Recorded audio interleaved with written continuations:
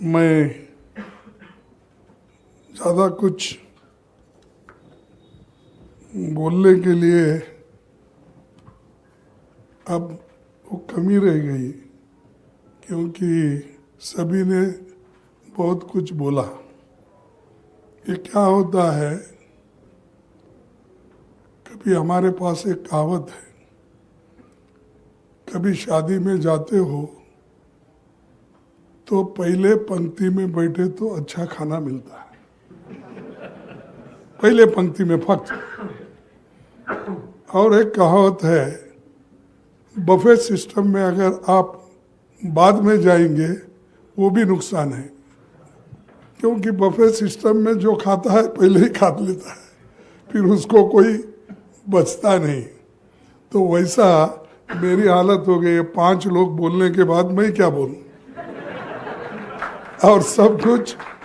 और ये किताब में है, आपके हाथों में किताब भी है, लेकिन फिर भी मैं कोशिश करूंगा, क्योंकि वो हमारे पार्टी के बहुत बड़े नेता हैं और उनका भी 83 इयर्स खत्म हुआ, चल रहा है। 83 खत्म होगा 84 में। हाँ, तो मेरे से 1 साल बड़े हैं और मेरा 83 चल रहा है, उनका 84 चल रहा है। तो मैं पढ़ा उसमें, उसीलिए बोल रहा हूँ। तो ये क्या है, हम जानते हैं एक दूसरे को बहुत नज़दीक से, और सुशील कुमार शिंदे जी जो एक बहुत ही शांत स्वभाव के और हमेशा हंसमुख, उनका नाम तो पहले ज्ञानबा था, उसके बाद में उनके दोस्तों ने उनसे कहा कि भाई ये अच्छा नहीं, दूसरा आप नाम रख लीजिए। तब दोस्तों ने सुझाव दिया और खुद हमारे सुशील कुमार शिंदे जी का कहना है, उनके खुद ही अपने व्यक्तित्व का परिचय आपको दिया, तो वो फिल्म एक्टर बनना चाहते थे। फिल्म एक्टर बनना चाहते थे, वो तो कोशिश भी की उन्होंने, लेकिन कोई नज़दीक नहीं आने दिया, क्योंकि वो अछूत थे। तो इसीलिए फिर बाद में उनके दोस्तों ने सब मिलकर कहा कि कौन से उस जमाने के हीरो थे, उनका सब नाम लिया, जो राजकुमार, राज कपूर, ये जो और कुमार जो लास्ट में लगाते ना, तो वैसे नाम उस वक्त थे। तो उनके दोस्तों ने बोला तुम भी अपना नाम ज्ञानबा से बदल के सुशील कुमार रख दो, तब से इन्हों सुशील कुमार बने। सही है ना? सुशील कुमार बने, तब से वो बहुत ही एक लोगों के जान पहचान होने के बावजूद हर चीज़ में एक चीज़ होती है कि पेशेंस, और बहुत पेशेंस से काम करने वाले अगर कोई नेता मैंने देखा तो है सुशील कुमार शिंदे। मुझे बहुत गुस्सा आता है, मैं तो फ्रैंकली बोलता हूँ, कोई चीज़ अन्याय होता है तो मैं सहन नहीं करता, फट से बोल देता हूँ। लेकिन लोग भी बोलते भाई ये गुस्से वाला है, इसको छोड़ दो, और सुशील कुमार शिंदे जैसे को ला लो बात करने के लिए। तो ऐसे स्वभाव रखना, और वो भी बहुत दिन तक, 50 साल 55 साल तक पॉलिटिक्स में, बड़ा मुश्किल है। रखेंगे 5 साल 2 साल 4 साल 10 साल, लेकिन 50 साल तक पेशेंस रखना तो बड़ा मुश्किल है। वो काम उन्होंने किया पेशेंस से रखा, इसीलिए तो होम मिनिस्टर बने, इसीलिए उन्होंने पावर मिनिस्टर बने, गवर्नर बने, चीफ मिनिस्टर बने, हर चीज हासिल की उन्होंने। अभी बाकी है, इतना घबराओ मत, क्योंकि 84 83 में है ना। मोरारजी देसाई कब होगा आप याद करो। तो इसीलिए जल्दी अब क्या हमारा वो नहीं, मैं तो समझता हूँ पॉलिटिक्स में कोई रिटायर नहीं होना चाहिए। इसीलिए बोल रहा हूँ, जिसको आइडियोलॉजी पे विश्वास है, जिसको राष्ट्र की सेवा करना है, जिसको अपने कौम की सेवा करना है, उसको मरने तक ये काम करना होगा, लोगों को जगाना होगा।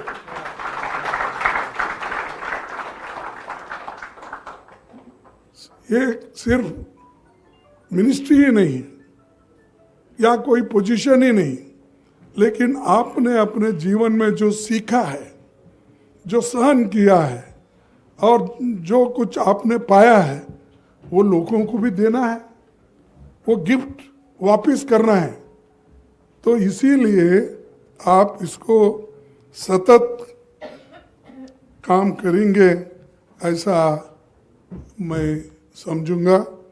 और सुशील कुमार शिंदे जी का ये जो बुक है, पत्रकार रशीद किदवाई जी और तथा प्रकाशक हार्पर कोलिन जी जो अभी बात की है, तो मैं समझता हूँ कि उनको भी मैं बहुत बधाई देता हूँ। और जब भी अभी हमारे दिग्विजय सिंह जी ने कहा, वैसा इसको थोड़ा लंबा करना चाहिए था।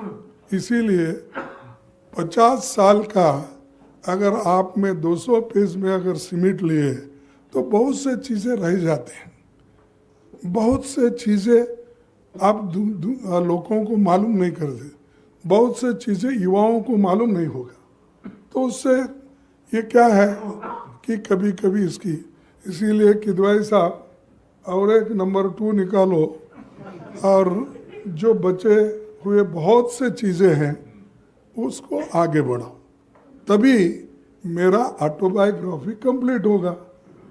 नहीं तो आप अपने विचार से और उनके विचार से लिखेंगे, लेकिन दुनिया का भी विचार है उनके बारे में। तो इसीलिए मैं आपसे यही कहूँगा कि इस बारे में भी आप सोचना ज़रूरी है। ये उसके बाद में मैं एक ये 220 पन्ने का किताब के बारे में तो पहले दिग्विजय सिंह जी बोले, और इसमें जो लिखा गया है सोनिया गांधी जी ने अपने विचार रखे हैं, शरद पवार ने अपने विचार रखे हैं, उनके बारे में तो शिंदे साहब बड़े डिटेल के साथ बोले कि उनको धन्यवाद भी दिए, किन किन लोगों ने उनको आगे लाया, बढ़ावा दिया, उनके सब नाम है इसमें। वाई चौहान से लेकर वसंतराव नाइक से लेकर शरद पवार से लेकर सबके नाम इसमें है। और आखिरी में सोनिया गांधी जी ने और राजीव गांधी जी ने आपको कैसा आगे बढ़ाया, ये सारी चीज़ें इस किताबों में है। तो इसीलिए आप बहुत लक्की साबित हो गए। आप जब तक कांग्रेस पार्टी में काम करते रहे, या सेक्रेटरी के नाते हो, चाहे चीफ मिनिस्टर के नाते, चाहे और किसी हुद्दे पे, और महाराष्ट्र में भी मिनिस्टर के नाते जो काम किए, सब लोग खुश हैं। और बहुत से लोग आपके बारे में यही कि कोई काम उनके पास अगर लेके जाते तो उस बेचारे का काम वो करके भेजते थे, और करके भेजने के बाद वो खुश होता था नेचुरल, किसी को ना नहीं बोलते थे, क्योंकि वो हमेशा हंसमुख, और जब हंसमुख होता है आदमी तो अट्रैक्शन भी ज़्यादा होता है। तो उसीलिए बहुत से लोग वो हंसते हंसते काम जो करते थे वो खुशी भी लाती है, और लोग भी समझ के उनके बारे में अपना फैसला भी लेते। ये साथियों, सुशील कुमार शिंदे जी बहुत सी कामें डेवलपमेंट के महाराष्ट्र में भी उन्होंने किया, चाहे वो शेड्यूल कास्ट के लिए हो, फाइनेंस मिनिस्टर के नाते 9 बार महाराष्ट्र के फाइनेंस मिनिस्टर रहे। एक 2 4 में बहुत से लोग निकल जाते हैं, लेकिन 9 बार इन्होंने टिक के है, तो इनके पास ऐसी कौन सी गुण है जो इनको 9 बार टिकाए महाराष्ट्र वाले। क्योंकि महाराष्ट्र में 1 साल 2 साल टिकना ही मुश्किल है, लेकिन आपने कौन सी ऐसी जादू की कि 9 साल तक 9 बजट आपने पेश किया।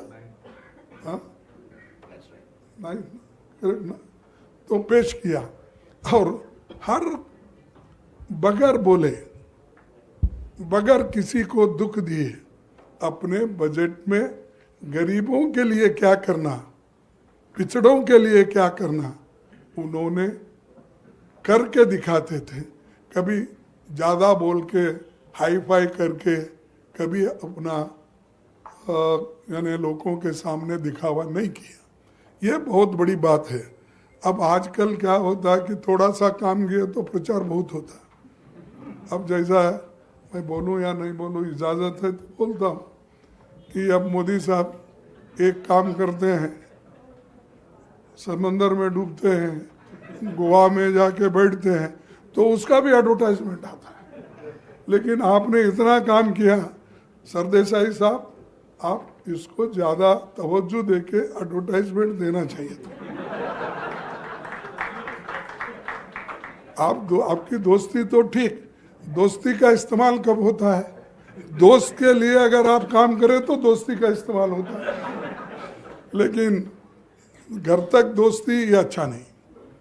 तो इसीलिए मेरा कहना है कि कभी भी उनके जो विचार हैं या उनका जो कार्य है उसको हम बढ़ावा देना चाहिए।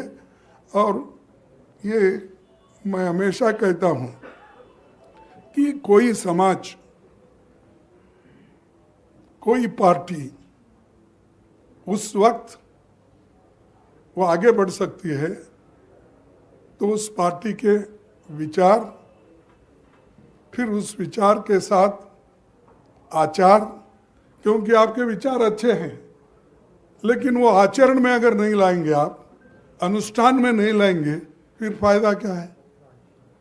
फिर प्रचार, ये तीनों जरूरी है। आचार, विचार, आचार, प्रचार, तभी हम आगे बढ़ सकते हैं। और लोग पढ़ के भी यही बोलते, देखो भाई सुशील कुमार शिंदे खाकी से खादी तक आए। ये जरूरी है। हम लोग शर्माते हैं, नको भाई चलो बस से इतना ही। लेकिन चंद लोग ऐसे रहते हैं, ये हमेशा लिखते हैं और हमारे कलोकियल लैंग्वेज में बोलते हैं, आप तो हैदराबाद को जाना आना था और वहाँ गवर्नर भी थे, तो हम तो हमेशा जाते थे। ये चलता है पॉलिटिक्स में ज़्यादा, 4 आने की मुर्गी और 12 आने का मसाला।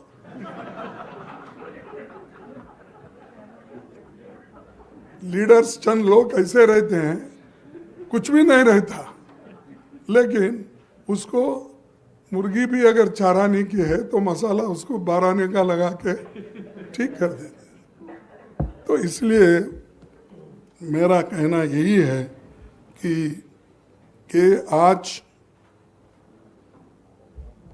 जो भी लोग इतना मेहनत करके आगे आए हैं उनको ज़्यादा प्रचार मिलना चाहिए। लेकिन बहुत से लोग लिखने का कम बोलने के उनके बारे में कम रहता है, इसीलिए उनका प्रचार ज़्यादा नहीं होता। साथियों, मैं कई बार सोचता हूँ कि अगर इस देश में यूनिवर्सल अडल्ट फ्रेंचाइज अगर नहीं आता,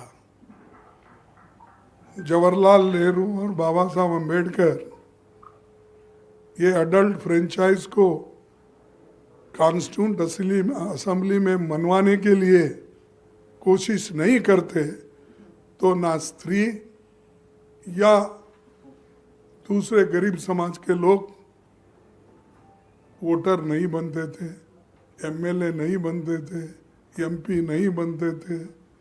ये सब जो कुछ हुआ कि इस देश के संविधान ने अडल्ट फ्रेंचाइज देकर बहुत बड़ा उपकार किया। आपको मालूम है कि हमारे पास अडल्ट फ्रेंचाइज आज़ादी मिलने के बाद सबको मिला और एक वोट वन वैल्यू ये हमने किया। लेकिन यही बाहर के देशों में स्त्रियों को वोटिंग देने का पावर नहीं दिया था। हमने साथों साथ आज़ादी के बाद ये सारी चीज़ें हमने कर दी। तो ये बहुत बड़ा काम हमारा देश ने किया है और उसका फ़ायदा उनको भी मिला और मेरे को भी मिला। नहीं तो वो भी वहीं रहते थे कांस्टेबल बन के, मैं भी एक मजदूर का बेटा था, मैं भी वहीं काम करते रहता था टेक्सटाइल मिलों में। तो इसको हिफाजत करने के लिए हमको काम करना पड़ता है। इसीलिए आपकी जिम्मेदारी बड़ी है। आप खत्म हो गया मेरा ज़माना मत बोलिए, आपका ज़माना और भी है। ऐसे हंसते हंसते आप काम करते जाओ। अब सभी लोग हम आपके साथ हैं, इसमें कोई आपको हिचकिचाने की बात नहीं है। लाल बहादुर शास्त्री भी एक बात कहे थे कि इस देश का प्रगति कितना हुआ, क्योंकि बहुत से लोग ये बोलते हैं कि देश में कुछ नहीं हुआ, आज़ादी के बाद 70 साल में 80 साल 75 साल में कुछ नहीं कर सके, ये बोलते ही जाते हैं। लेकिन उनको ये मालूम नहीं है कि आज़ादी के बाद 10-15 साल में क्या हुआ। ये बात इलाहाबाद में हमारे लाल बहादुर शास्त्री जी ने कहा। मैं ये 1965 में इलाहाबाद में एक गांव की सभा में लाल बहादुर शास्त्री जी ने कहा था, आज़ादी के 10-12 सालों में देश ने वो प्रगति कर दी है जो 200 सालों में अंग्रेजी राज में नहीं हुई। ये हमारे यहाँ हवाई जहाज, मोटर गाड़ियाँ बन रही है, नए बांध, नई लहरें बन रही है, अस्पताल, स्कूल और सड़कें बन रही है। ये लाल बहादुर शास्त्री जी का कहना है उस वक्त का। लेकिन आज के लोग बोलते हैं देश में कुछ नहीं हुआ। कम से कम ये तो पढ़ो भाई, जो लाल बहादुर शास्त्री बोले, हम बोले सो मत सुनिए। लाल बहादुर शास्त्री एक नेक आदमी, एक गरीब आदमी, उसने अपने अनुभव से बात किया है, उनकी तो बात सुनी है, हमारा मत सुनिए। हम पॉलिटिकली बात करते हैं, आप समझिए। लेकिन लोग इसको मानने को तैयार नहीं है। और खास करके जो बाकड़ा नाला, हीरा कुंड, ऐसे जो बड़े बड़े बांध बने, तो ये सब उसी वक्त बंदे सो है। और उससे ही इस देश की गरीबी भी थोड़ी कम हो गई। अनाज इस देश में ज़्यादा पैदावार करने का हुआ। ये सारी चीज़ें उस वक्त हो गई। और शिंदे जी, आप ऐसे संस्था के मेंबर हो, ऐसे संस्था में आप पले हो, फूले हो, और यही संस्था आपको यहाँ तक पहुँचा दी। इस देश के home minister, governor, chief minister, minister, सब चीज़ें। अब क्या होना बोली? Leader of Lok Sabha. हाँ, लीडर ऑफ लोग। देखो मेरे घर तो भी उनके ध्यान में है। ये सब लिखना चाहिए कि भाई साहब आप ऐसा छोड़ देते हैं बीच में हम लोगों को। ये लीडर ऑफ अपोजिशन, सब चीज़ें उन्होंने पाई। अब ये सब पाने के बाद एक ही बाकी होना चाहिए कि देश की किसी भी हालत में जो ये इस देश में कुछ आइडियोलॉजिकल बहुत बातें चलती है उसको सुधारने के लिए, और जिस पार्टी से आप आए हैं उस पार्टी को मजबूत करने के लिए आप हमको मदद करेंगे, ये मेरी पूरी आशा है। क्योंकि आप बहुत ही निष्पक्षपात हैं और लोगों से जुड़े हुए रहते हैं, काम करते हैं। इसीलिए मैं आपसे बात करूंगा। और दूसरी चीज़ जो सोनिया जी ने आपके बारे में लिखा वो तो सभी को मालूम है, और उसी तरह से आपने ही जिक्र किया कि आप जब उपराष्ट्रपति चुनाव लड़ रहे थे तो शेखावत जी के खिलाफ उनको 454 वोट मिले और आपको 305 वोट मिले, है ना? अब तक हुए उपराष्ट्रपति चुनाव में विपक्षी उम्मीदवार के रूप में शिंदे जी को ही सबसे ज्यादा वोट मिले। अब तक जो लड़े हैं उपराष्ट्रपति पद के लिए सबसे ज्यादा अगर विपक्ष में कोई लिया है वोट वो शिंदे जी की वजह, शिंदे जी को मिले। इसीलिए ये आपका व्यक्तित्व दर्शाता है और आपका काम, आपसे जुड़े हुए लोग। आपको 15-20 वोट तो बाहर के मिले कांग्रेस के अलावा, तो ये चीज़ है खूबी आपने ये कमाया है नाम। तो इसीलिए मैं आपके लिए अब बहुत मेरे पास शब्द नहीं है कि जो मैं बहुत लंबा बोलूँगा, क्योंकि है तो बोलने के लिए बहुत है, लेकिन हम क्या करते हैं बहुत बाबा कि ज़्यादा स्पीकर्स रहने के वजह से बैठे सवालों को होता भाई ये कब ख़त्म करेगा, कब हम जाएंगे छूटेंगे। तो इसीलिए मैं ज़्यादा वक्त नहीं लेता। एक शायर ने कहा है, पसीने की शाही से जो लिखते हैं इरादों को, पसीने की शाही से जो लिखते हैं इरादों को, उनके मुकद्दर के सफ़ेद पन्ने कभी कोरे नहीं होते।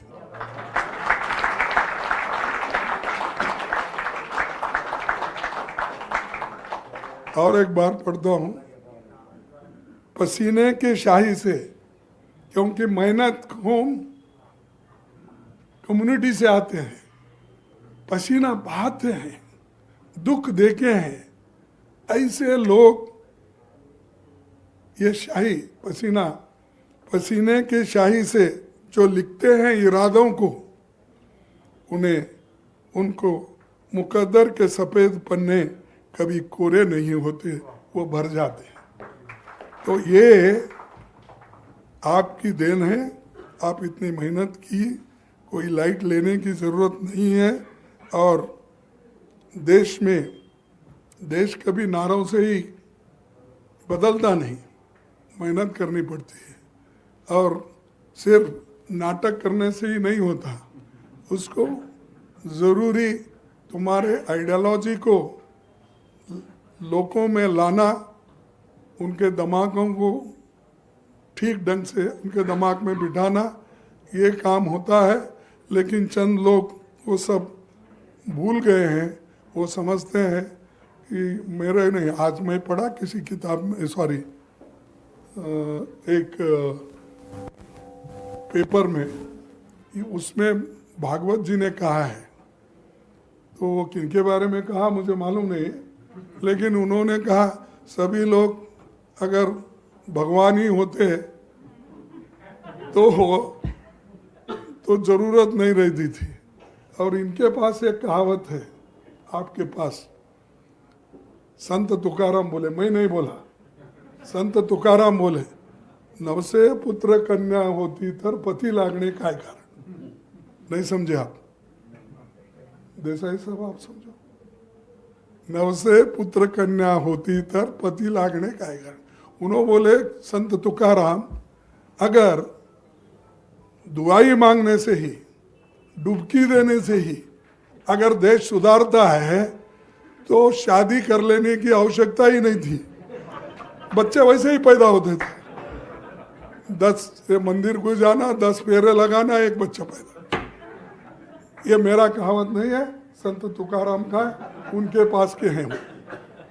और दूसरी चीज, और एक जो बहुत गपचुप से काम करते हैं, बहुत ही अपने हिम्मत नहीं हारते, लेकिन जो काम करते हैं उनका काम दिखता नहीं, लेकिन उसका वो असर बाद में मालूम होता। वैसे एक नेता हमारे शिंदे साहब हैं, और शिंदे साहब, हम नया बिल्डिंग बन रहे हैं, वो कांग्रेस ऑफिस, ऐसी जो किताबें हैं, ऐसे लोगों के जो चरित्र ऑटोबायोग्राफी लिखे सो है, हम ज़रूर वहाँ एक बहुत बड़ा लाइब्रेरी बना है, उसमें हम रखने की पूरी कोशिश करेंगे। और जितने भी कांग्रेस के नेता लोग हैं जिन्होंने देश की सेवा की इतनी लंबी, ऐसे लोगों का वहाँ पर एक आर्चीव्स बना के हम ऐसे किताबें रखेंगे। अब मैं ज़्यादा वक्त तो ले लिया, लेकिन आखिरी में और एक बार बोलूँगा, बोल के मेरे भाषण को ख़त्म करूँगा, क्योंकि ये काम करने वाले हैं, इनके बारे में बोलना ज़रूरी है। दूसरे तो बोलते नहीं, कम से कम मैं तो बोलूँ, क्योंकि मैं देखा हूँ। अब ये तो आपके दोस्त है, बोलेंगे ही। ये क्या है, बहुत से दोस्तों में क्या होता है, तुम मेरा बोलो मैं तेरा बोलता हूँ, ऐसा होता है। लेकिन मैं असल चीज बताता हूँ, कैसा शिंदे जी ने मेहनत करके आगे आए, और आज सब तरफ शिंदे ये नाम को, वो शिंदे नहीं भाई महाराष्ट्र का, ये हमारा कांग्रेस के शिंदे का नाम बोलो। काम करो ऐसा कि एक पहचान बन जाए, काम करो ऐसा कि एक पहचान बन जाए, हर कदम चलो ऐसा कि निशान बन जाए। यहाँ काम करो ऐसा कि एक पहचान बन जाए, हर कदम चलो ऐसा कि निशाना बन जाए। यहाँ जिंदगी तो हर कोई काट लेता है, यहाँ जिंदगी तो हर कोई काट लेता है, जिंदगी जिए इस कदर की मिसाल बन जाए। तो ये हमारे मिसाल बन गए हैं हम सब लोगों के लिए। जिंदगी ऐसी काटी है, मेहनत ऐसा किए हैं, इसलिए मैं अपना हृदयपूर्वक उनको अभिनंदन करता हूँ, धन्यवाद देता हूँ कि उन्होंने मुझे बुलाकर अपनी बात रखने के लिए कहा। मैं फिर उनको सलाम करके मेरे 4 शब्दों को समाप्त करता हूँ। जय हिंद।